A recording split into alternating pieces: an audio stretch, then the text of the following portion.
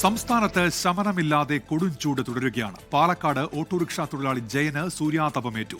ചൂടിന് ആശ്വാസമായി ബുധനാഴ്ച മുതൽ വേനൽമഴ ഉണ്ടാകുമെന്നാണ് കാലാവസ്ഥാ നിരീക്ഷണ വകുപ്പിന്റെ പ്രവചനം.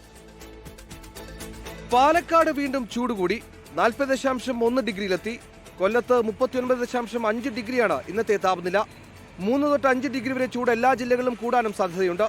താപനില ഉയരുന്നതും അന്തരീക്ഷ ഈർപ്പവും മൂലം അത്യുഷ്ണം അനുഭവപ്പെടുകയും ഉഷ്ണതരംഗ സമാന സാഹചര്യം ഉണ്ടാവുകയും ചെയ്യുമെന്നാണ് കാലാവസ്ഥാ നിരീക്ഷണ വകുപ്പിന്റെ മുന്നറിയിപ്പ്. ചൂടിലെ വർധനവ് ഗുരുതരമായ ആരോഗ്യ പ്രശ്നങ്ങൾ സൃഷ്ടിക്കാനും മരണത്തിന് വരെ കാരണമായേക്കുമെന്നും മുന്നറിയിപ്പിൽ പറയുന്നു. പകല് 11 മുതൽ 3 മണി വരെയുള്ള സമയങ്ങളിൽ ശരീരത്തിൽ വെയിലേൽക്കുന്നത് ഒഴിവാക്കണമെന്നും മുന്നറിയിപ്പുണ്ട്. പകൽ സമയങ്ങളിൽ ജനങ്ങൾ സ്വയം ലോക്ക്ഡൌൺ ചെയ്യണമെന്നാണ് കാലാവസ്ഥാ നിരീക്ഷണ വകുപ്പിന്റെ അഭ്യർത്ഥന.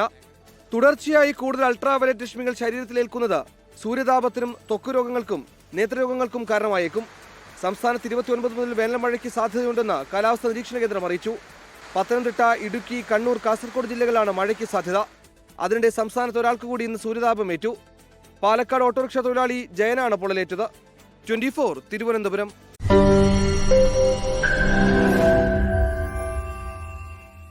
ലോകത്തെവിടെയായാലും ഏത് സമയത്തും 24 വാർത്തകളും ഓഗ്മെന്റഡ് റിയാലിറ്റി പാക്കേജുകളും എക്സ്പ്ലെയിനറുകളും വിശദമായി കാണാൻ ഞങ്ങളുടെ യൂട്യൂബ് ചാനൽ നിങ്ങൾക്ക് സബ്സ്ക്രൈബ് ചെയ്യാം.